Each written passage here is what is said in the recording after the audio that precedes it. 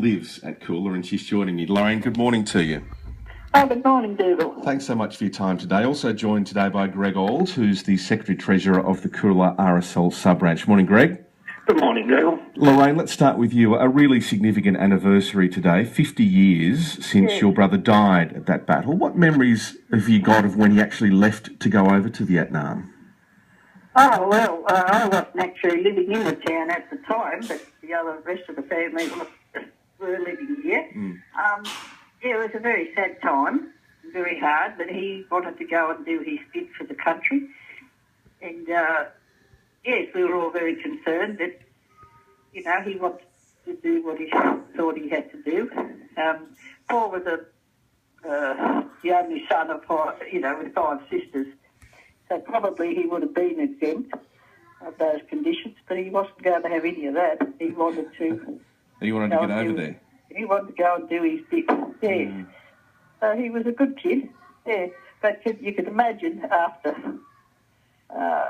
Mum having four daughters, this little boy popped along with great excitement. Absolutely.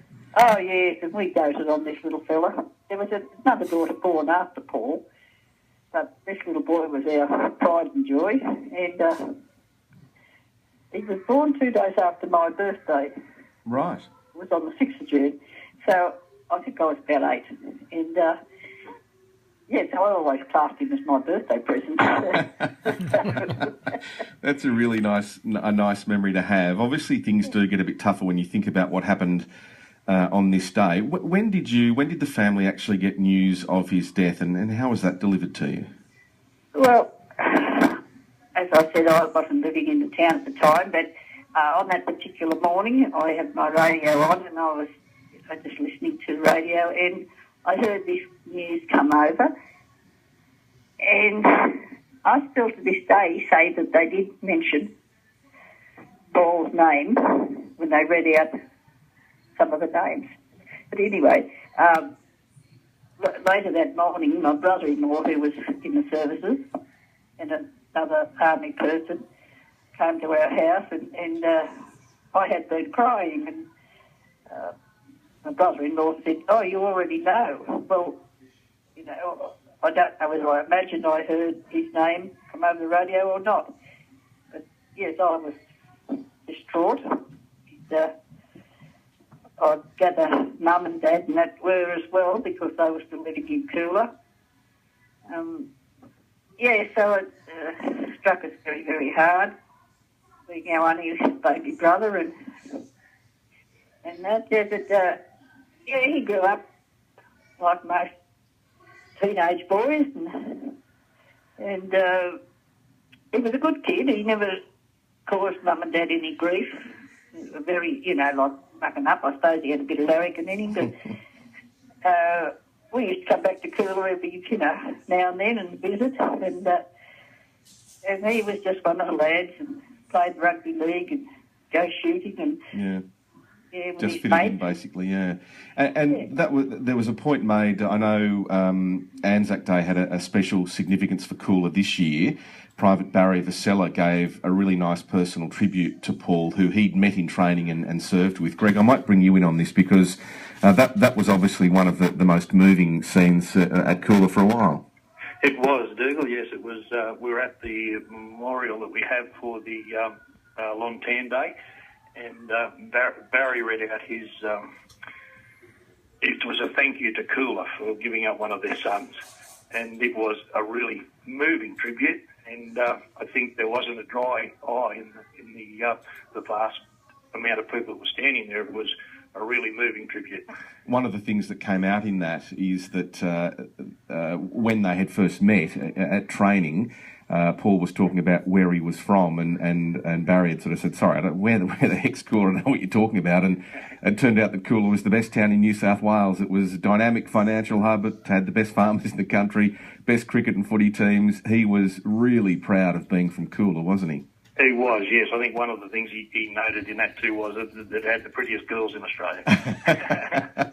But no, he loved Coolah, as most of us do, and he's one of Coolah's favourite sons.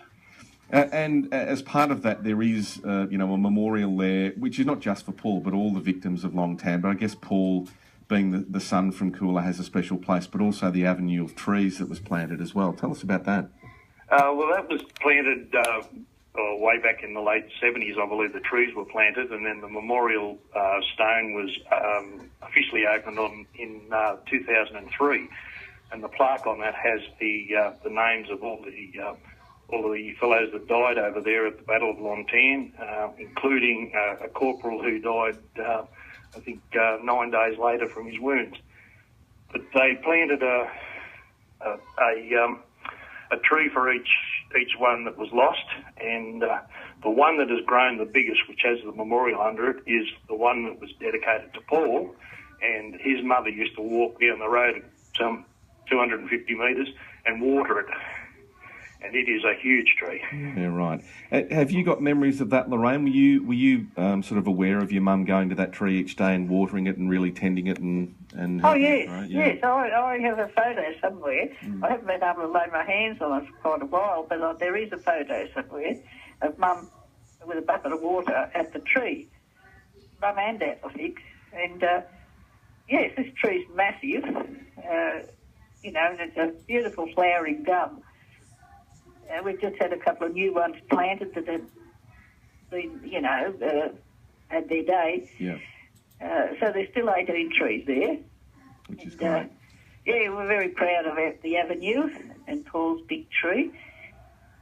Yes, it was a lovely Anzac Day, lovely tribute. People come from near and far to pay their respects. Yeah. It was a beautiful day. There's a group of fellows come. I think some of them are veterans of Vietnam.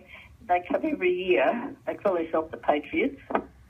And we have a little private, not particularly private, little service at Paul's graveside. It's fantastic, and part of the I guess really nice story is that Paul is buried with your family members, I gather. Yes, he's got Mum on one side, Dad on the other. Yeah. And one of our sisters who's passed away, she's up there as well. And yes, the graves are well looked after, and we go up and have a little chat occasionally to him. That's good.